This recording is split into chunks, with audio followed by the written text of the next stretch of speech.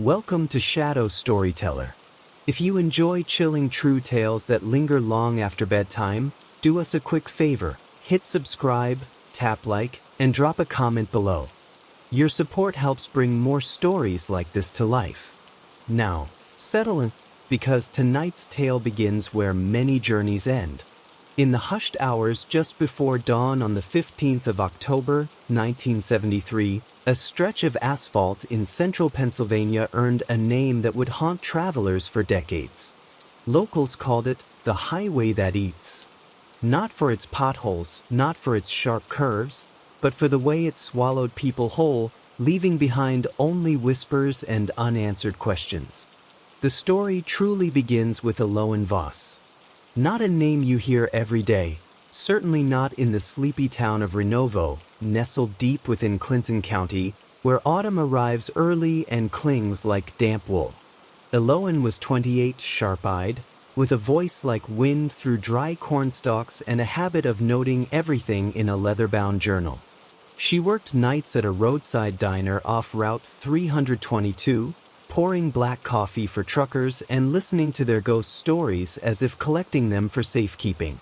That October morning, she clocked out just after 3 a.m., her boots crunching over frost-laced gravel. The air smelled of wet earth and burning leaves, a scent so familiar it almost felt like home.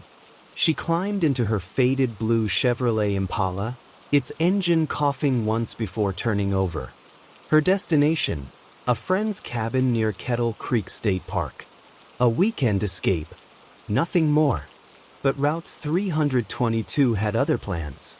Around 3:45 a.m., just past the curve near Lock Haven, Eloan's headlights swept over something that shouldn't have been there.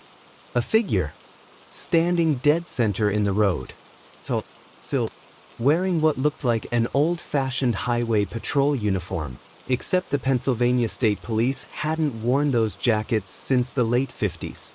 She slowed, heart hammering, tires whispering across the damp pavement. She rolled down her window, ready to ask if he needed help. He lifted a gloved hand. And then, nothing. Not a sound. Not a reply. Just the low hum of the Impala's idle and the distant call of an owl. Eloan hesitated. Then, against every instinct, she stepped out. What followed was never fully explained. Her car was found an hour later by a milk truck driver, parked neatly on the shoulder, driver's door wide open. Keys still in the ignition. Her coat draped over the passenger seat. Her journal lay on the dash, open to a single sentence scrawled in uneven script. Asterisk, the road is breathing. No footprints led away from the vehicle. No signs of struggle. No Eloan. State troopers combed the woods for 3 days. Bloodhounds lost her scent within 50 yards of the car, as if she'd simply vanished into thin air. The case file grew thick with theories. Abduction, mental break, even desertion. But none held water. Eloan had no debts, no enemies, no reason to disappear. Her mother kept the journal on her nightstand for the rest of her life, refusing to believe her daughter had chosen to leave. Yet Eloan wasn't the first. As early as the 1950s, drivers reported odd occurrences along that stretch, radios cutting out, clocks running backward, headlights dimming for no reason. In 1961, a Greyhound bus carrying 23 passengers stalled without warning near the same curve. All aboard claimed they saw a man in an outdated uniform waving them forward, toward a cliff that didn't exist on any map. The bus restarted the moment they refused to move. Then came 1969. A college student named Corwin Hale vanished while hitchhiking from State College to Williamsport. His backpack was found beside the road, stuffed with philosophy books and a half-eaten apple. Rotten, though he'd disappeared only hours before. Each incident shared eerie parallels. The uniformed figure, the unnatural stillness of the air, the sensation, reported by survivors, of the road itself pulling at them like quicksand made of tar and twilight. Locals began avoiding Route 322 after dark. Truckers rerouted through 80, even if it added hours. But some still dared it, and some never came back.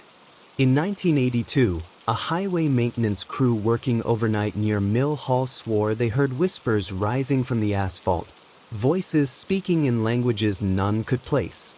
One worker, a man named Thaddeus Boone, claimed the road's surface rippled like water when he shone his flashlight on it. He quit the next day and moved to Florida, never driving at night again.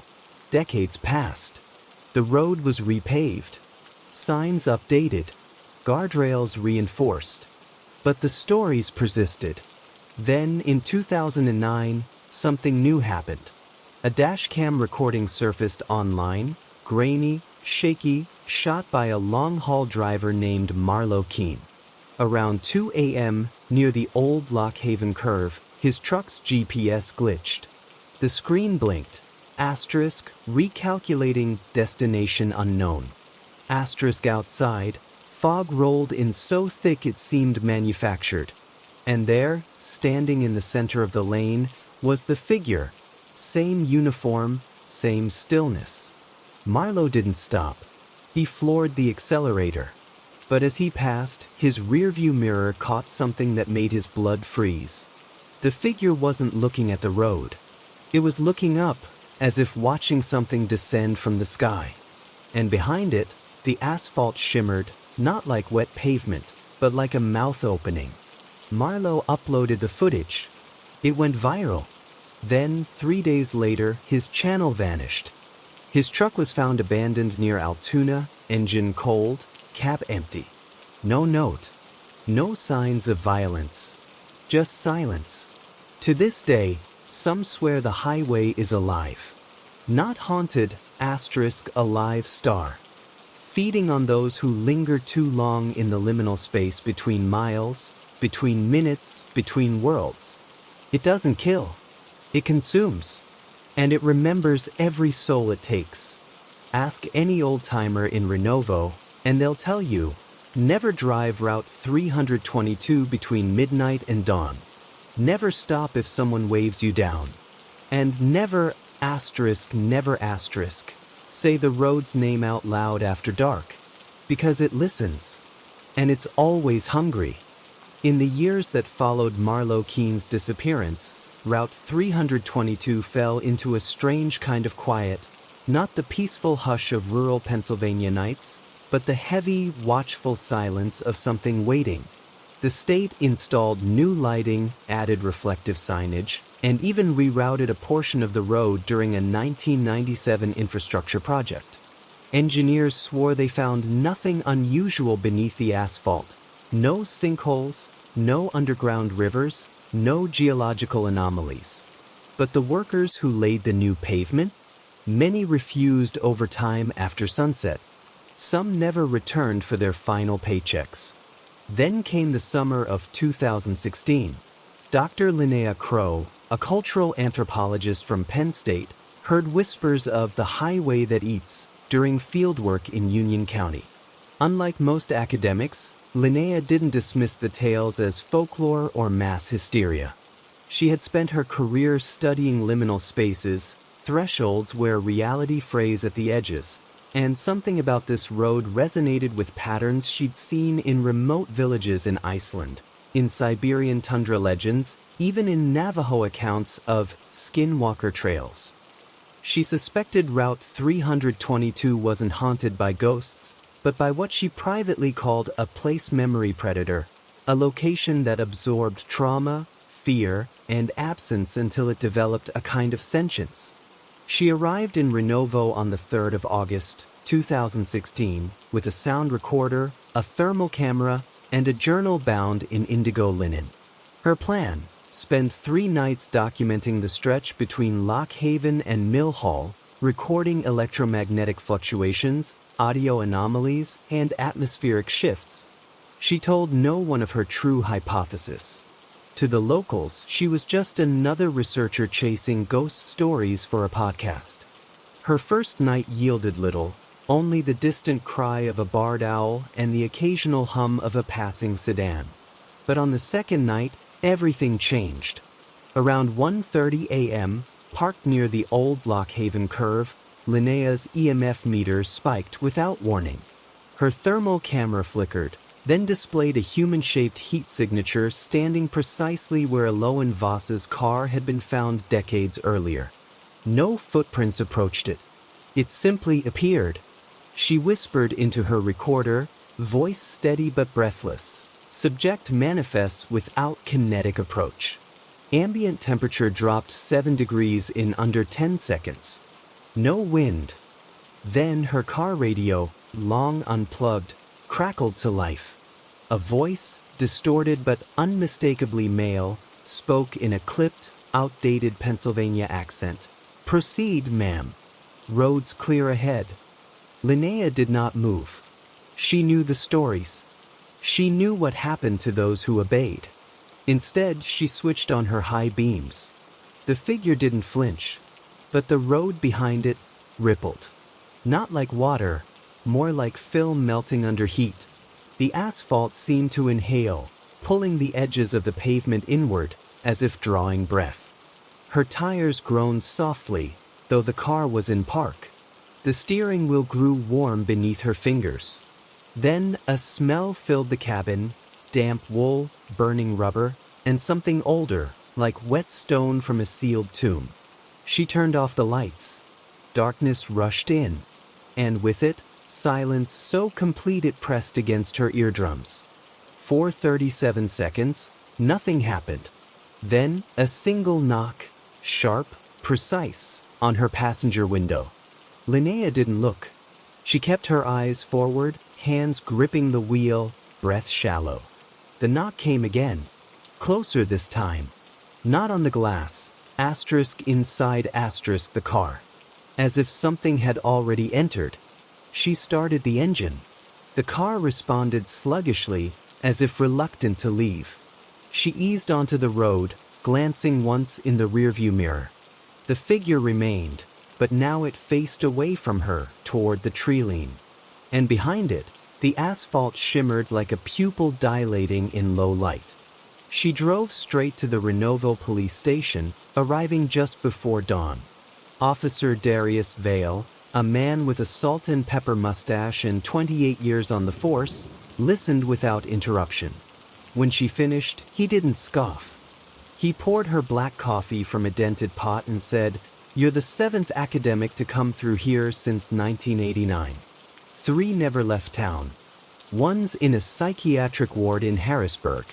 2 wrote books that got pulped after lawsuits. You're the first who recorded it." He slid a manila folder across the desk. Inside were photographs, blurry, grainy, but unmistakable. Every vanished person, Eloan Voss, Corwin Hale, Marlowe Keene, and others no one had ever publicly linked. All captured in the same spot. All moments before they disappeared.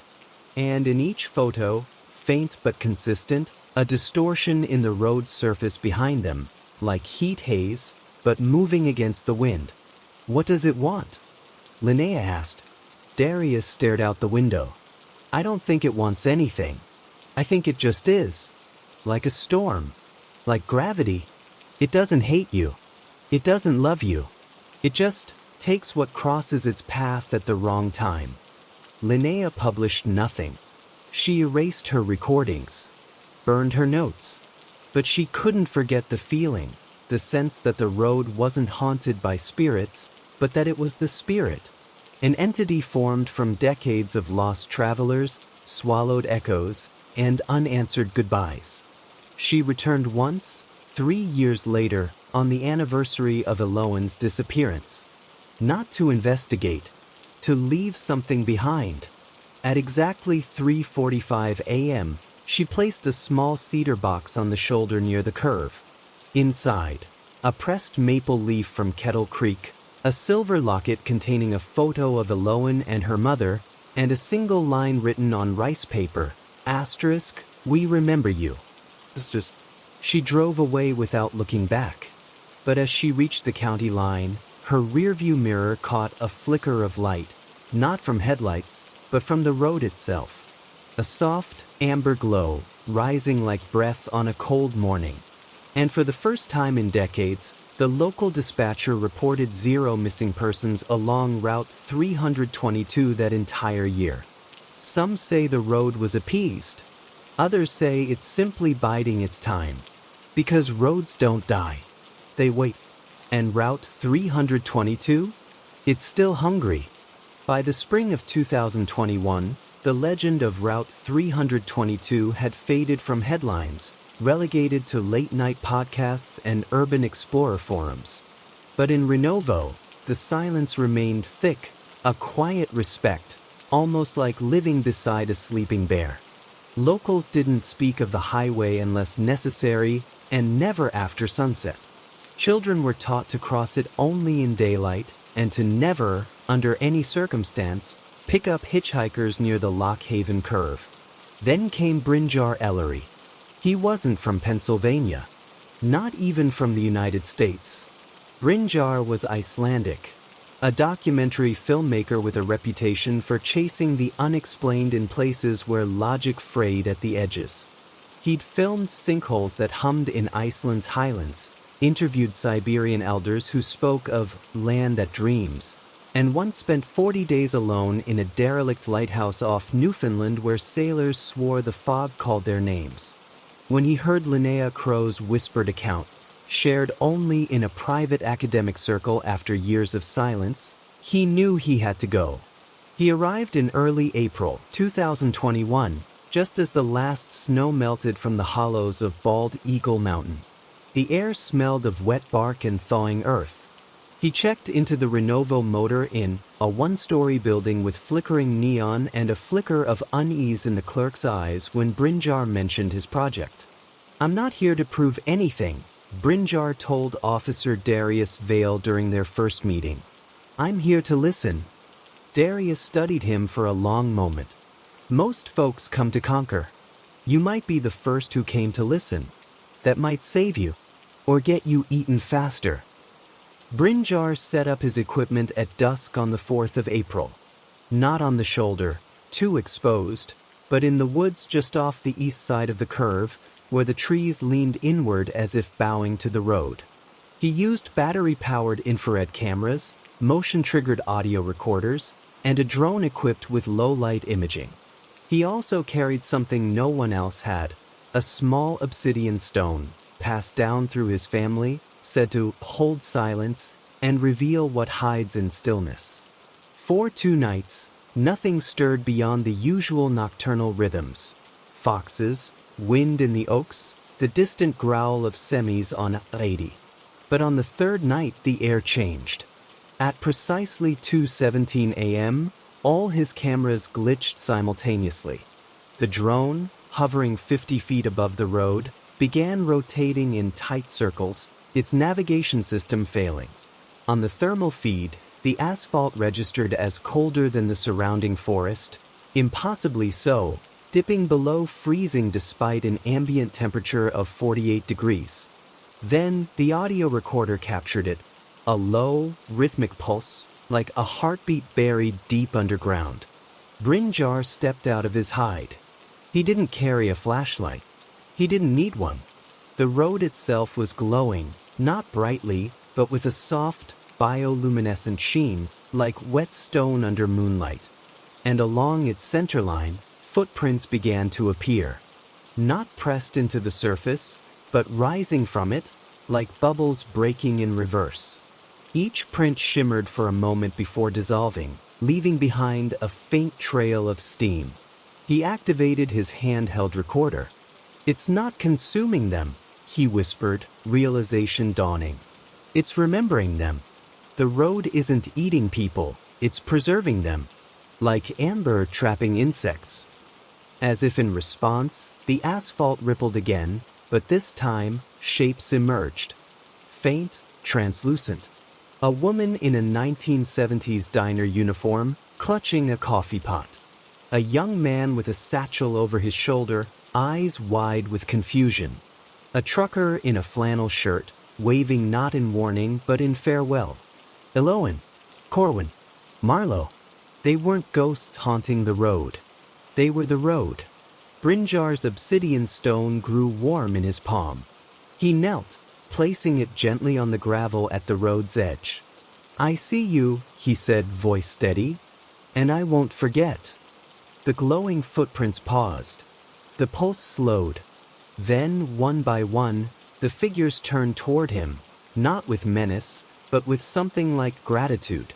Heloan's form raised a hand, not to beckon, but in quiet acknowledgement. Then silence. The glow faded. The cameras rebooted. The drone descended smoothly, as if nothing had happened.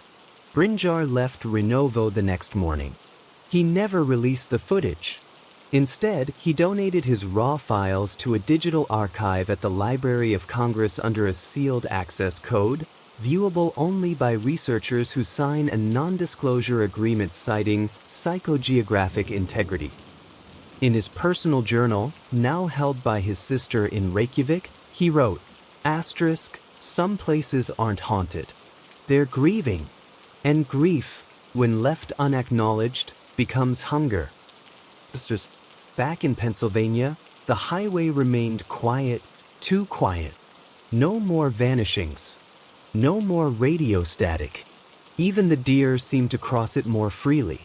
But in the early hours of November 1st, 2023, a young couple driving home from a Halloween party reported something strange. As they passed the Lock Haven curve, their Jeep announced in a calm, synthetic voice, "Welcome back, Linnea." The woman, a local named Tamsin Rook, later told police she felt no fear, only a deep, inexplicable sense of being watched over. She swore the road felt softer, as if something ancient had finally been heard. Yet, in the hollows beyond the treeline, where the wind still carries whispers through dry leaves, old-timers say the road isn't gone. It's just resting, because memory never dies. It only waits. And if you drive Route 322 alone at night, with your windows down and your heart open, you might just hear it breathing beneath your wheels, not to take, but to remind, that every lost soul leaves a mark, that every story deserves to be remembered, and that some highways don't eat people. They keep them safe. By the summer of 2025, Route 322 had become something of a pilgrimage site, not for thrill seekers, but for the quietly grieving. They came not with cameras or ghost hunting gadgets, but with handwritten letters, pressed wildflowers, and small tokens wrapped in cloth. A mother who'd lost her son in a hit-and-run left a pair of worn work boots by the guardrail. A retired schoolteacher placed a brass compass on the shoulder, her late husband's, who'd vanished during a storm on this very stretch in 1964. No one spoke of miracles. No one claimed to see ghosts. But many admitted, in hushed voices over diner coffee in Renovo, that after leaving their offering, the weight they'd carried for years felt lighter. Then, in late June, the road responded. It began with rain, steady, warm summer rain that fell for 3 days without pause. When it finally lifted, locals noticed something odd along the east berm near the Lock Haven curve, patches of clover blooming in perfect, concentric circles. Not unusual in itself, except the clover was white, not green, and each leaf bore 4 parts instead of 3. 4-leaf clovers, yes, but hundreds of them, growing in silent symmetry across 50 yards of roadside earth. Tamsin Rook, now working part-time at the County Historical Society, was the first to photograph them. She posted the images online with a simple caption, "The road remembers. So do we." Within hours, the photos went viral, not for their strangeness, but for their quiet beauty. Comments flooded in from across the country. "My grandfather disappeared near here in '72. Thank you for remembering." "I left a letter last year. I haven't cried since." Something had shifted. The highway was no longer feared. It was honored. But reverence, like fear, can draw attention. In early August, a man arrived in a black SUV with tinted windows and government plates. He checked into the Renovo motor in under the name Elias Thorne, though his credentials, briefly flashed to Officer Vale, listed him as a consultant for the Department of Transportation's Anomalous Infrastructure Division, a unit so obscure even Darius had never heard of it. Brynjar Ellery, now living quietly in Maine, received an encrypted message from an old contact in Reykjavik. Asterisk, they're digging. Not with shovels. With silence.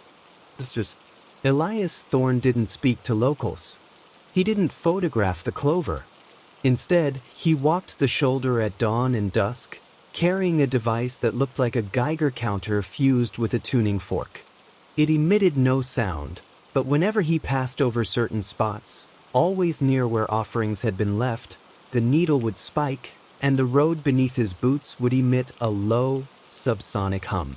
On the night of August 12th, he set up equipment in the exact spot where Linnea Crow had left her cedar box. He didn't bring cameras. He brought a metallic canister, sealed with red wax and stamped with a symbol resembling an eye inside a spiral. At precisely 1:15 a.m., he opened it. What happened next wasn't captured on any device, because every recording instrument within half a mile failed simultaneously. But witnesses reported it. Tamsin, driving home from her night shift, saw a column of silver mist rise from the asphalt, twisting like smoke but moving against the wind. It didn't dissipate. It coalesced, forming shapes. Eloan's profile, Corwin's hand raised in warning, Marlowe's trucker cap tilted just so. And beneath them, the road pulsed with a deep, resonant tone, like a bell struck underwater. Then, the clover began to burn. Not with flame, no smoke, no ash, but with light. Each white leaf flared brilliant gold for a single heartbeat before vanishing, leaving the earth bare and strangely warm to the touch. Elias Thorne staggered back, his device cracked down the middle. He climbed into his SUV and left without looking back. The next morning, the Department of Transportation issued a brief statement. Asterisk, routine soil sampling completed. No anomalies detected. Asterisk, but Darius Vale found something else. A small, scorched piece of paper caught in the guardrail. On it, typed in faded ink, was a single line. Asterisk, do not feed the archive. Brynjar Ellery received another message that same day. This one contained only coordinates and a warning. Asterisk, they don't want to study it. They want to weaponize memory. Because that's what the road truly was, a living archive of loss. Not evil, not malicious, but potent. And in the wrong hands, memory could be harvested, extracted, bottled, used to manipulate fear, loyalty, even identity. Imagine a weapon that doesn't kill, but erases you from the places you've touched.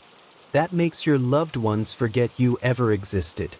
The clover never grew back. But something else did. In early September, children walking to the school bus stop noticed it first. Tiny silver threads woven into the cracks of the asphalt. At first glance, they looked like spider silk. But when touched, they hummed faintly.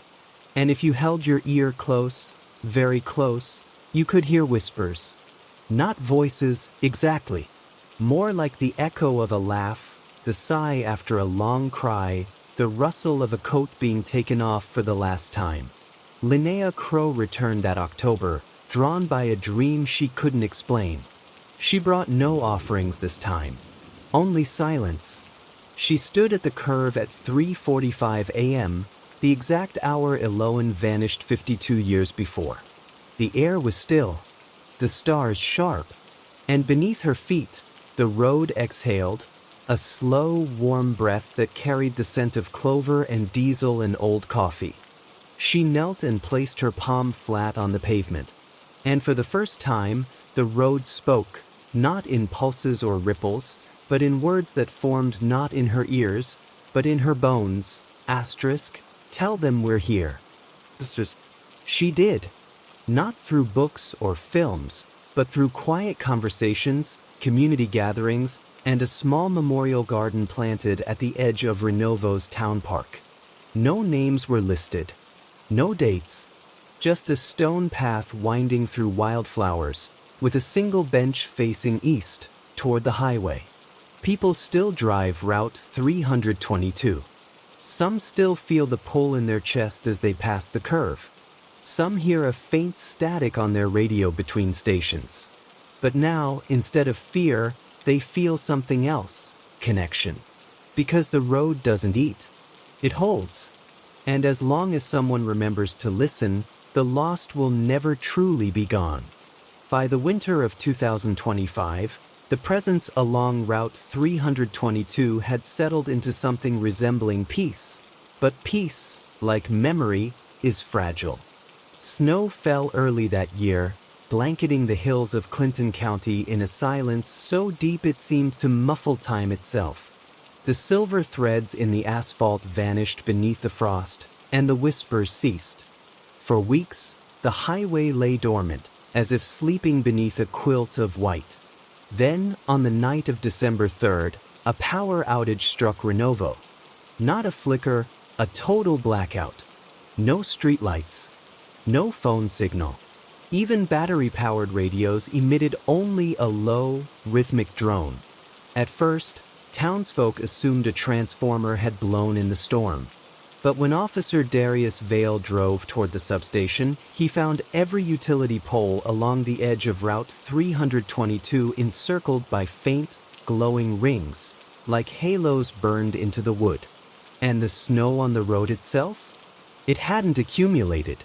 Instead, it melted the moment it touched the surface, leaving a dry, steaming lane winding through a white world. Something had awakened. Not because it was threatened, but because it was being forgotten. In the months since Elias Thorne's visit, tourism had dwindled.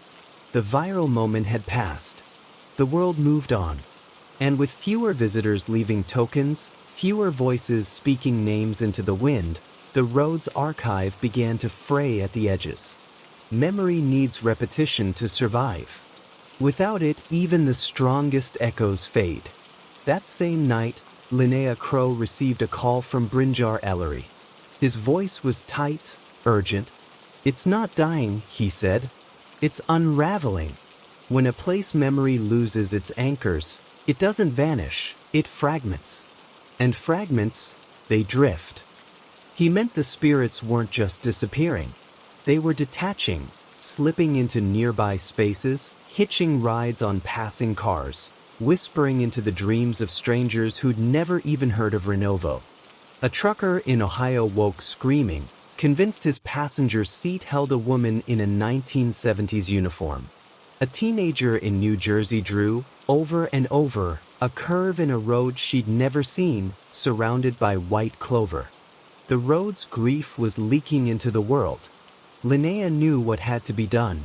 She didn't organize a rally. She didn't post online. Instead, she went door to door in Renovo, not asking for belief, but for time. "Just one night," she told them. "1 hour. Stand at the edge of the road.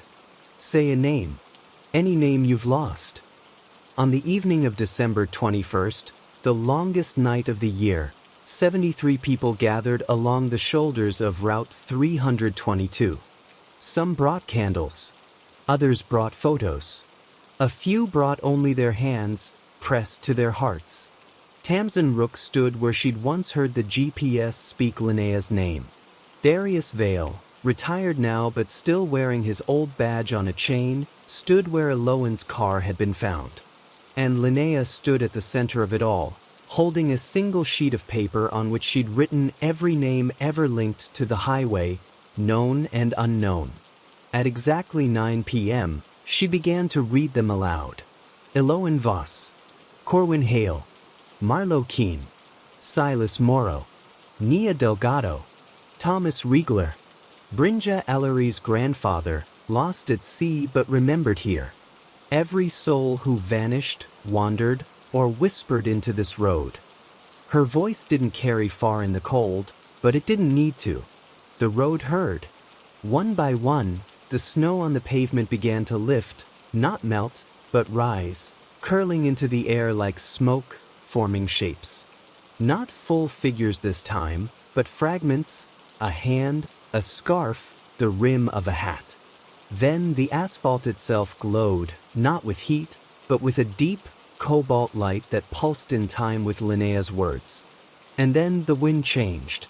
It came from the east, warm and dry, smelling of summer rain and diesel fumes, impossible in December. It swept down the highway, gathering the drifting memories, drawing them back like threads into a loom. The silver rings on the utility poles flared once, then faded. The drone in the radio ceased. When Linnea finished speaking, silence returned, but it was a different kind of quiet. Anchored.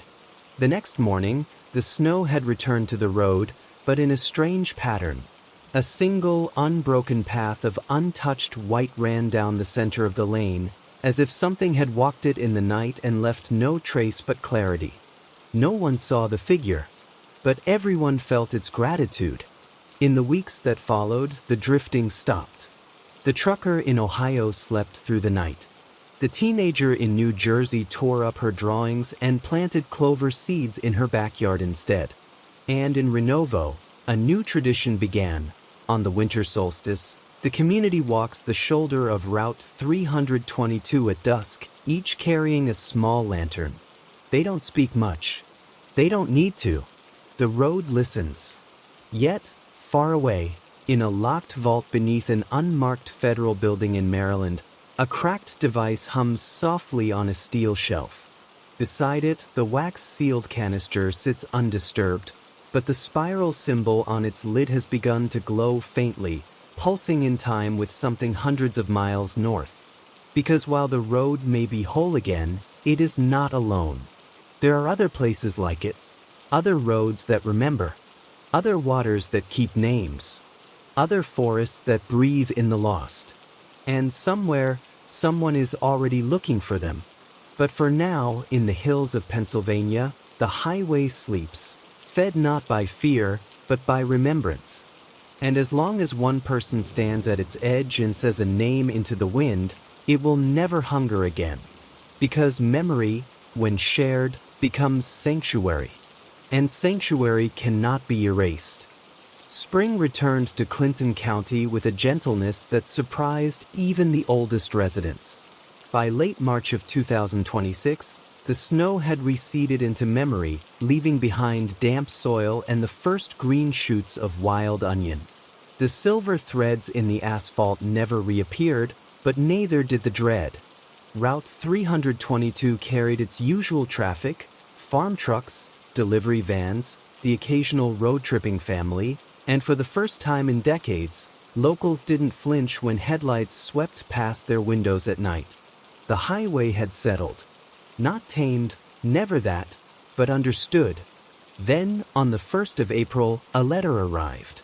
It was hand-delivered to the Renovo post office, wrapped in waxed paper and tied with twine. No return address. Only a single symbol drawn in charcoal, the spiral eye from Elias Thorne's canister. Inside, a single sheet of thick, yellowed paper bore a typed message, the ink slightly smudged, as if written in haste. They're mapping the veins. 10 confirmed sites. More suspected. Pennsylvania is anchor one. Do not let them find the others. Burn this. The postmaster, a man named Harlan Meeks who'd sorted mail in Renovo since 1989, didn't burn it. He took it straight to Linnea Crow. She read it 3 times before speaking. They're not just studying places like this, she said, her voice low. They're cataloging them, building a network. And if they succeed, they won't just harvest memory. They'll control it. Brynjar Ellery arrived 3 days later, unannounced, his face lined with a fatigue that sleep couldn't touch. He carried a satchel filled with maps, satellite printouts, and a small leather-bound ledger marked only with initials, V. Vera Ellery, his grandmother, a folklorist who'd vanished in the Carpathians in 1952, her last journal entry describing a river that drank names. "They've been doing this for generations," Brinjar said, spreading the maps across Linnea's kitchen table. "Not one agency. Multiple. Military. Intelligence. Even private contractors. They call them resonant locations, places where collective trauma or loss has created what they term persistent psychic imprints. They used to just observe. Now they're extracting." He pointed to 10 red circles across the United States. One in the swamps of Louisiana, where a whole freedmen settlement disappeared in 1898. Another in the Nevada desert, near a Cold War-era testing site where entire crews went mute and walked into the dunes. A third in coastal Maine, where a lighthouse keeper and his family were found kneeling in a circle on the rocks, eyes open, mouths filled with sea glass. And Renovo, marked with a double ring. "They believe Pennsylvania is the oldest," Linnea whispered. "The source node." "Or the heart," Brinjar corrected. "And hearts can be stopped." That same week, a new construction crew arrived east of Lock Haven, ostensibly to upgrade cell tower infrastructure. But their equipment wasn't standard telecom gear. It included ground-penetrating sonar arrays, EM field dampeners, and cylindrical units labeled only acoustic containment. They wore no company logos. Their trucks bore no plates. Darius Vale, retired but still sharp, watched them from his porch with binoculars. "They're not digging," he told Linnea over coffee. "They're listening. And whatever they're trying to hear, it's deep." The road sensed it too. On the night of April 10th, the temperature along the curve dropped to 28 degrees, 20 below ambient. Frost bloomed on the guardrail in intricate, geometric patterns resembling circuit boards. And at exactly 2 a.m., every car parked within a half-mile of the highway had its radio tuned to the same frequency. A low, steady tone, broken only by fragments of speech in languages no linguist could place, some sounding centuries old, others eerily futuristic. Tamsin Rook recorded one segment on her phone before the device shut down. Later, cleaned and analyzed, it contained 3 words, spoken in a voice that sounded like Eloan Voss, Corwin Hale, and Marlowe Keane all at once. Asterisk, "They fracture time." Linnea and Brinjar realized the truth then. These places weren't just archives of memory. They were anchors in the fabric of local time, knots where past and present bled together. And if someone could isolate, weaken, or sever those knots, they could rewrite what people remembered. Not just personal memories, but collective truth. Who won wars? Who vanished? Who mattered? And it all began with silence. The government team worked only at night. They never spoke to locals. They never ate in town. But on the evening of April 16th, one of their younger technicians, a man with nervous eyes and a wedding band too tight on his finger, stumbled into the Renovo diner, drenched in sweat despite the cool air. He didn't order food. He sat in a booth, trembling, and whispered to the waitress, "Tell the woman who reads names they're going to cut the route tonight. At midnight, they've got a resonator tuned to the road's frequency. If it activates, everything here unravels. Permanently." Then he left, vanishing into the dark before anyone could ask his name. There was no time for doubt. Linnea called everyone who'd stood with her on the solstice. Brinjar contacted 3 other researchers who'd encountered similar sights, 2 in the US, 1 in rural Wales. Darius rallied a handful of trusted former deputies. Tamsin gathered candles, bells, and every handheld recording device she could find. They wouldn't fight with weapons.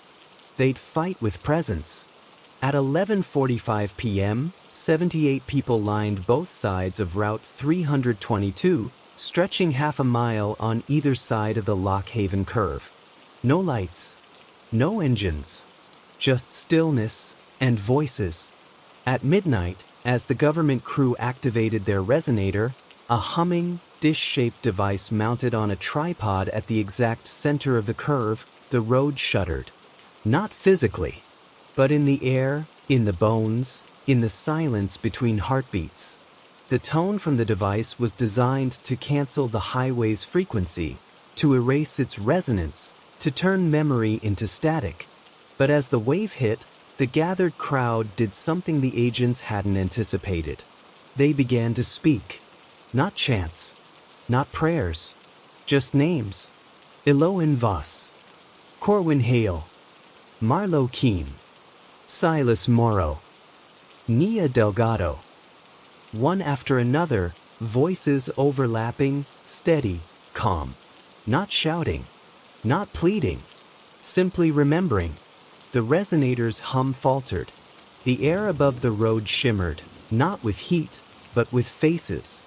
Hundreds of them. Not just those lost on this highway, but others, men, women, children from every marked site on Brinjar's map. They didn't reach out. They just were present in the shared act of naming. The technician who'd warned them stood at the edge of the woods, tears on his cheeks, whispering his own grandmother's name, a woman who'd disappeared near the Nevada site in 1973. The resonator cracked, then exploded in a burst of blue-white light that left no scorch mark, only the scent of ozone and old paper. The government crew fled within minutes, abandoning their equipment. By dawn, every trace of their operation had vanished, trucks, tents, even tire tracks, as if the earth itself had swallowed their intrusion. But the road remembered. In the days that followed, something extraordinary happened. People from the other 9 sites began appearing in Renovo, not in person, but in dreams, in shared visions, in recordings picked up on static-filled radios. A fisherman in Maine heard his great-uncle's voice on a marine band. A student in Louisiana found her ancestors' name written in dew on her windshield. The network hadn't been destroyed. It had awakened, and Renovo was its voice. Linnea and Brinjar now work quietly, not as researchers, but as keepers. They don't publish. They don't broadcast. They travel, not to investigate, but to listen. To stand at the edge of other hungry places and say the names that have been forgotten. Because the truth is this: the world is full of roads that eat. But they don't hunger for flesh. They hunger for remembrance. And as long as someone is willing to say a name into the dark, no soul is ever truly lost. The highway breathes. And we answer. For weeks after the resonator's destruction, peace settled over Route 322 like a well-worn blanket. The government vanished without a trace. No reports. No cover stories. Even online forums that once buzzed with speculation fell eerily silent, as if every mention of the highway had been scrubbed from the digital world.